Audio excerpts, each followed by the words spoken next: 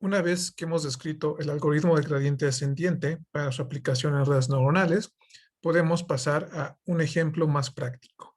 En este caso, aplicaremos el gradiente ascendiente a un problema específico, que es un problema de clasificación.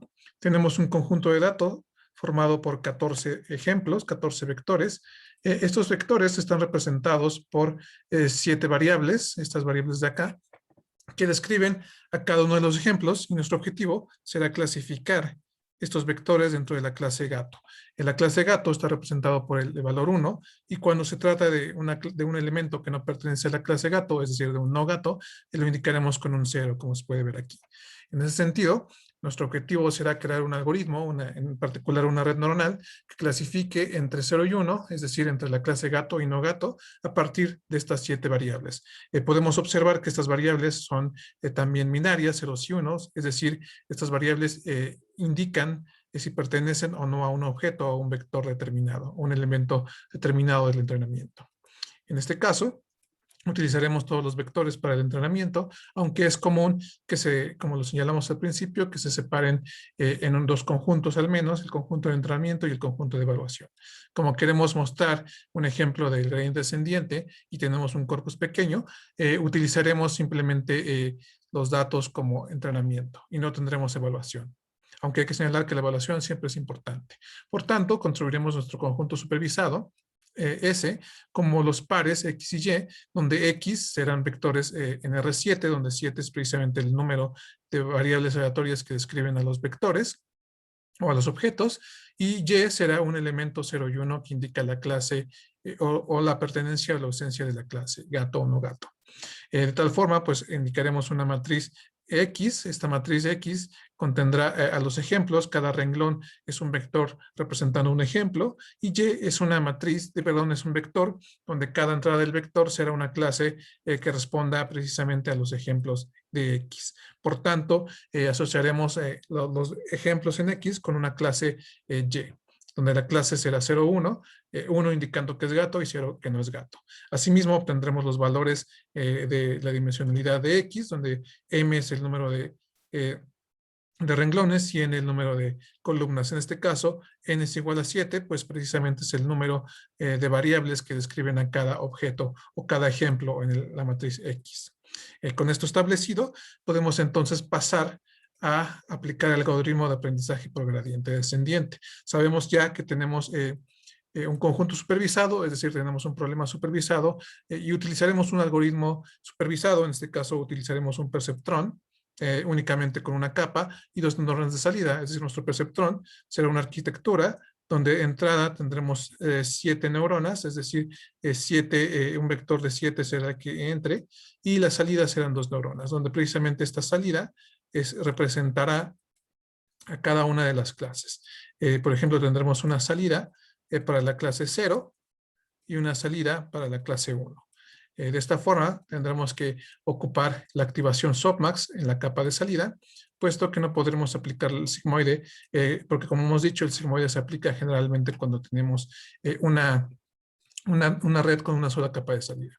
También, bueno, hay que determinar que además agregaremos un bias, es decir, cada neurona de salida tendrá un bias, por lo tanto, el bias será un vector en R2, donde precisamente C2 indica el número de salidas que tenemos, y además sabemos que tenemos una matriz que representa los pesos, que será precisamente una matriz de 7 por 2, es decir, tomará 7 elementos de entrada y arrojará 2 elementos de salida. Entonces, establecida esta arquitectura, pasaremos a aplicar el algoritmo de gradiente descendiente con los ejemplos que tenemos del conjunto supervisado, y lo primero que tendremos que hacer es seleccionar los hiperparámetros. En este caso, solamente tenemos 2 hiperparámetros para el algoritmo de gradiente descendiente, que es el número de iteraciones, el número máximo de iteraciones que va a recorrer el algoritmo, y el rango de aprendizaje. En este caso, el número máximo de iteraciones será 100, y nuestro rango de aprendizaje, que es el factor que multiplica a la gradiente en el gradiente descendiente, será de 0.2. Con esto definido, entonces podremos pasar ya a aplicar el algoritmo de manera plena. En primer lugar, inicializaremos el algoritmo. Para inicializar el algoritmo necesitamos inicializar los parámetros, seleccionar aleatoriamente en conjunto de parámetros. Sabemos que en este caso el número de parámetros θ está representado por W, la matriz W y el vector B. Vamos a elegir estos elementos de manera aleatoria. De hecho, podemos ver aquí que en particular el vía se elige como un vector de solo unos, mientras que la matriz W de pesos de la red se elige de manera aleatoria. También hay que señalar que aquí existe una división sobre la raíz cuadrada de n, donde n es el número de elementos de entrada, el número de neuronas de entrada, y esto simplemente se hace para hacer un ajuste en la varianza de esta distribución aleatoria, y empíricamente ha mostrado ser una buena forma de inicializar los parámetros. Entonces, inicializados los parámetros, pues sabemos que estos no son los parámetros óptimos, puesto que son parámetros aleatorios. Entonces, pasaremos al proceso de entrenamiento. El entrenamiento lo podemos dividir en dos partes, y como hemos señalado, el forward, donde correremos la red hacia adelante, es decir, obtendremos, dado un vector de entrada, una salida. En este caso, nuestra salida será un vector phi de x, donde phi de x es un vector de dos dimensiones, conformada por la función softmax. Le aplicaremos la función softmax precisamente a la preactivación W de x. Denotaremos a la preactivación como A para simplificarlo. Entonces, lo primero que haremos será multiplicar la matriz W, que precisamente tomará un vector de 7 dimensiones y lo llevará a un espacio de 2 dimensiones, y le sumaremos el bias, que es un vector de 2 dimensiones. Entonces tendremos que la preactivación es un vector de 2 dimensiones, y a cada dimensión le aplicaremos la función softmax. Sabemos que la función softmax es una función que se aplica a todo el vector, pues toma precisamente, sabemos que es A de una de las activaciones, vamos a llamar A sub I, sobre, en este caso, como tenemos dos activaciones, llamemos A0 de la clase 0 más a la A sub 1 de la clase 1. Entonces esta será nuestra función softmax. Para entrenar y obtener los parámetros óptimos, nos pasaremos el paso backward, es decir, el paso hacia atrás, donde recuperaremos el error y retropropagaremos la información, o más bien propagaremos hacia atrás la información del gradiente para actualizar los pesos.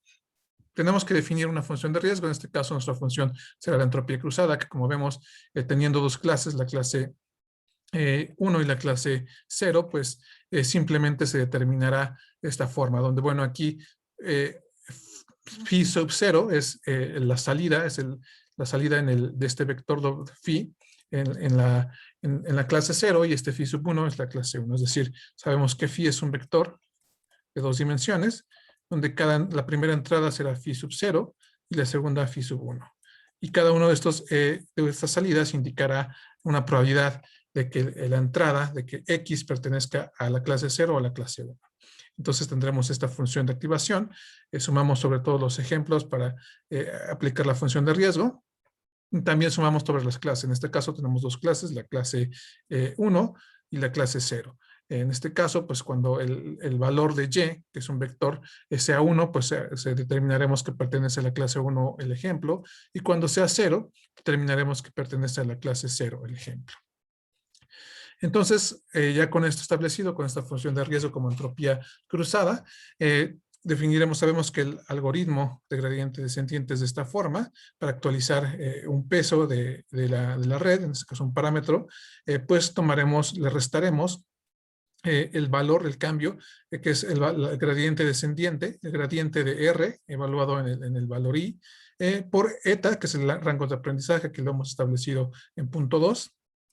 Y entonces tenemos que obtener la derivada de la función softmax. Bueno, recordemos precisamente que θ es de esta forma, es decir, W y B, donde W es un vector de tantas dimensiones como la entrada, y que va hacia dos dimensiones, y B es un vector, en este caso, de dos dimensiones. Aquí simplemente hay que señalar esto de aquí, que van hacia dos dimensiones. Es una matriz y un vector. Entonces, para ver la derivada, pues tenemos que obtener las derivadas parciales de la función de riesgo sobre el parámetro, en este caso el parámetro I. Y para hacer esto, pues utilizaremos la regla de la cadena. Sabemos que derivar la función de riesgo, pues tenemos que derivar la función de riesgo sobre la salida de la red, sobre la red, que es en este caso phi, en este caso phi sub j, donde j puede ser 0 o 1, dependiendo de la clase. Después multiplicaremos esa derivada por la derivada de la salida, por la preactivación, que esto es simplemente la derivada de la función softmax.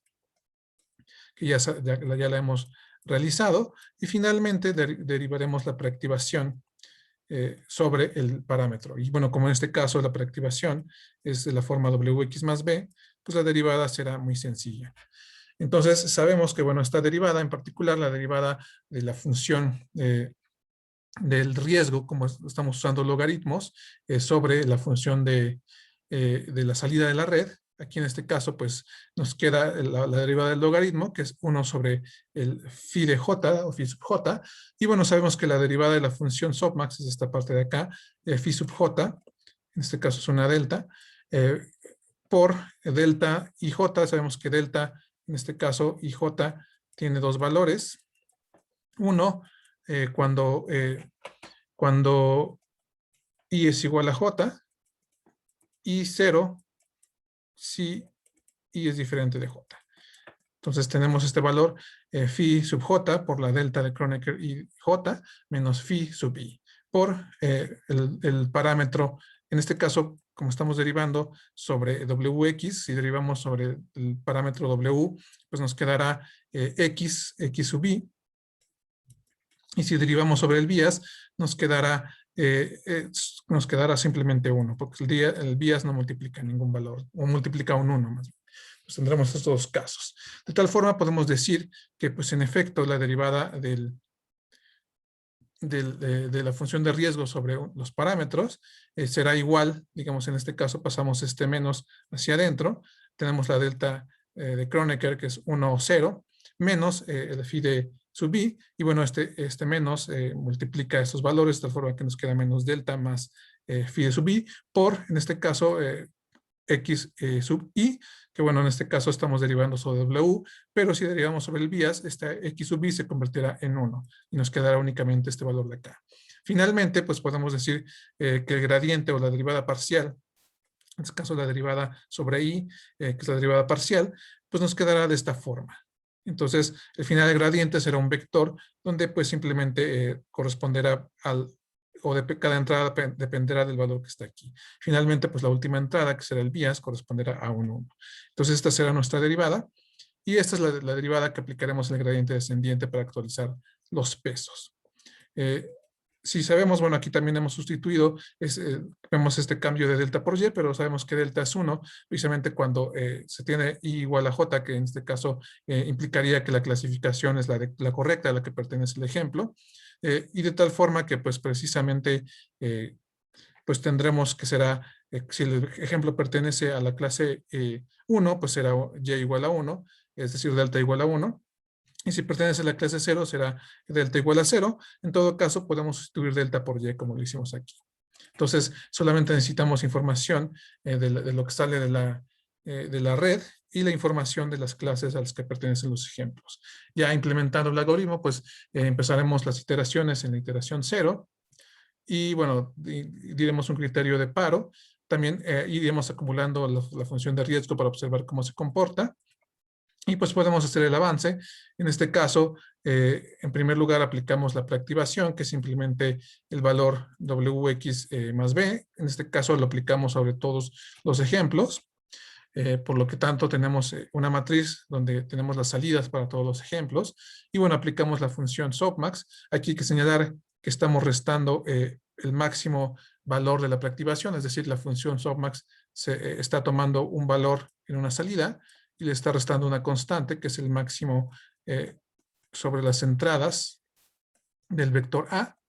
Sin embargo, podemos ver que si hacemos, digamos, si tomamos incluso varios valores en la división, pues sabemos que este máximo es una constante, entonces no va a afectar en nuestro cálculo. De tal forma, este valor, esta resta simplemente se hace para que, bueno, la exponencial, sabemos que es una función que crece muy rápido, entonces evitamos o restamos un valor de tal forma que no sea muy grande este número, y de esta forma, pues no tengamos una acumulación de números muy grandes. A la hora de hacer la división, pues este factor se anula y simplemente nos queda la función más común, pero precisamente esto es un valor empírico que evita que a la hora de calcular esta exponencial el valor se haga muy grande y salgan errores prácticos. Entonces calculamos esta función softmax y bueno, aquí vamos acumulando el error. Como se puede ver, esta es la función de riesgo. La vamos acumulando para saber cómo se comporta la función de riesgo en las iteraciones, aunque no es necesario acumularlo, pero nos sirve para observar el comportamiento. Después, bueno, aquí hacemos el cálculo. Decíamos que precisamente la derivada era de la forma, la salida de la red, phi de x menos y, y lo que hacemos es precisamente restarle esos valores a cada uno de la salida. La predicción, que es la salida, la función softmax, menos y. Y sabemos que, bueno, además tenemos que multiplicar por cada uno de los xy, es decir, multiplicar esto de acá por x, y además sumar. Y bueno, todo esto, este producto y esta suma, queda manifestada en este producto punto. Y bueno, esta es la derivada o el gradiente de los pesos de W, pero para el gradiente de B, pues como hemos dicho, simplemente tenemos este mismo valor. En este caso, el gradiente de B será la suma sobre todos los ejemplos de phi de X menos Y por 1, que simplemente será no multiplicar por nada. Entonces únicamente tendremos estos valores, W de X menos Y, y sumaremos sobre todos esos valores. Finalmente, para actualizar los valores, aquí usaremos el gradiente descendiente. Aquí está la aplicación del gradiente descendiente, es decir, cada nuevo valor, por ejemplo, cada W va a actualizarse como W menos el rango de aprendizaje, que es el R, por el gradiente de la función, en este caso sobre W. Y en este caso será sobre la gradiente del bias. Entonces actualizaremos estos pesos de esta forma, restando estos valores a los valores anteriores para así obtener la actualización en los pesos. Entonces, finalmente, pues recorreremos estos pasos, repetiremos estos pasos por tantas iteraciones como tengamos.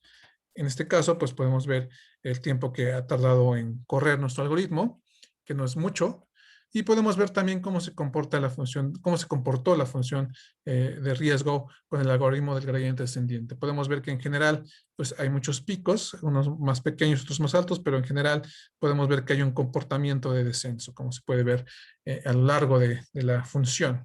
Es decir, con las 100 iteraciones que hemos definido, el riesgo desciende poco a poco. Quizá con más iteraciones y con un algoritmo más complejo, una red más compleja, podríamos minimizar aún más la función de riesgo. Ahora bien, podemos ver cómo se comporta la red. En este caso, pues hemos determinado la red a partir de las probabilidades de softmax, pero sabemos que precisamente para obtener una clase adecuada, la clase Y-gorrito, que es la clase estimada por la red neuronal, simplemente tenemos que buscar la clase que maximice la probabilidad, es decir, la clase que maximice precisamente la función de la red. Como sabemos, en este caso, pues tenemos únicamente dos valores, 0 y 1, o dos salidas phi sub 0 y phi sub 1. Entonces buscaremos cuál de esas dos clases es la que maximiza la probabilidad. De esta forma, pues para definir la red ya con los parámetros óptimos, que llamaremos la función forward de la red, pues simplemente será la misma forma que lo hemos hecho con el entrenamiento, la preactivación, la función softmax, y agregaremos un paso más donde precisamente obtendremos el argumento que maximiza los valores. De esta forma, si lo aplicamos a los ejemplos con los que hemos entrenado, pues podemos ver que en efecto el método, en este caso las clases predichas son las de arriba, con los 14 ejemplos que entrenamos, pues en el algoritmo casi lo hace perfecto, excepto aquí se equivoca, pero los otros valores los clasifica adecuadamente. Aquí hay un valor de error, pero los demás lo clasifica adecuadamente y podemos ver que en general el error o la exactitud con lo que lo hace es muy baja, de menos de 0.1.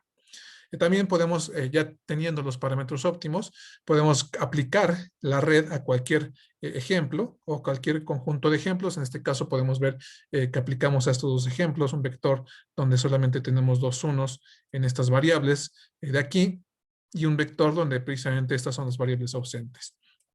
Podemos ver que precisamente estas dos variables que analizaremos más adelante, pues son las que determinan que un ejemplo pertenezca a gato o no, a la clase 1 o a la clase 0.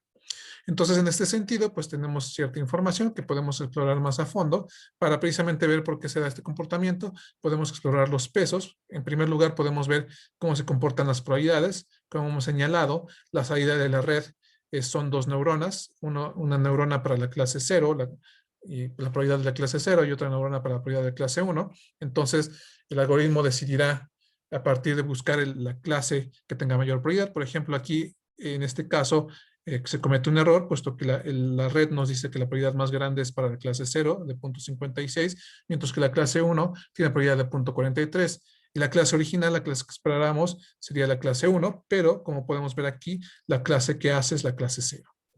En los demás casos, podemos ver que hay una clasificación adecuada.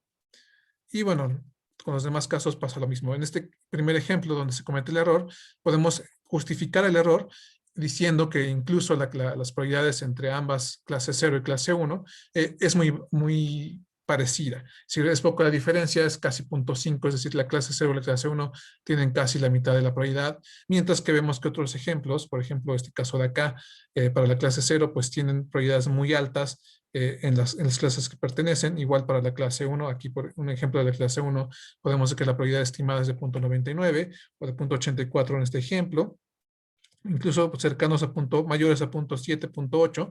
Y en estos dos casos, dos puntos de aquí, sin embargo, pues la clasificación es muy equivocada. Es decir, estos serían puntos extremos que están, digamos, muy cerca de la línea clasificatoria entre la clase 0 y la clase 1. Por tanto, el error se comete, sin embargo, podemos justificar que es un error que si analizamos las probabilidades, podemos ver que no es tan grave, puesto que las probabilidades son muy cercanas. Y son casos extremos. Y bueno, si analizamos los pesos, sabemos que en este caso vamos a analizar solamente los pesos para la clase gato, es decir, para la salida de la neurona perteneciente a la clase 1. Podemos ver los pesos y cómo se comportan como un perceptrón. Entonces podemos ver que a cada variable que describe a los vectores le asigna un peso determinado. En este caso, pues asignamos estos pesos para esta clase. Para la clase 0 se podría hacer un análisis similar, pero aquí quizá lo que más nos interesa es la clase gato. Podemos ver que pues en realidad lo que buscamos es que los pesos más altos se asignen a las variables que tienen mayor influencia en la decisión. El bias, por ejemplo, podemos ver que es muy bajo, es de menos 0.90, pero podemos ver que, bueno, las clases, más bien las variables mamífero y felino, que son la segunda y la tercera variable, son las que tienen los valores más altos. Siguen siendo negativos, pero son, en comparación a las otras variables, son los más altos. Y esto precisamente justifica que cuando precisamente tomamos únicamente esas dos variables como variables de entrada en nuestra red neuronal, pues la clase que va a predecir es la clase 1. Es decir, podemos concluir de este análisis que las clases o las variables que mayor influencian en la decisión de si es o no es gato es la variable mamífero y la variable felino. De esta forma, pues hemos visto cómo implementar el algoritmo de gradiente descendiente en un caso simple, que es el perceptrón, donde podemos obtener la derivada, pero más adelante veremos cómo aplicar el algoritmo de gradiente descendiente a redes neuronales más complejas.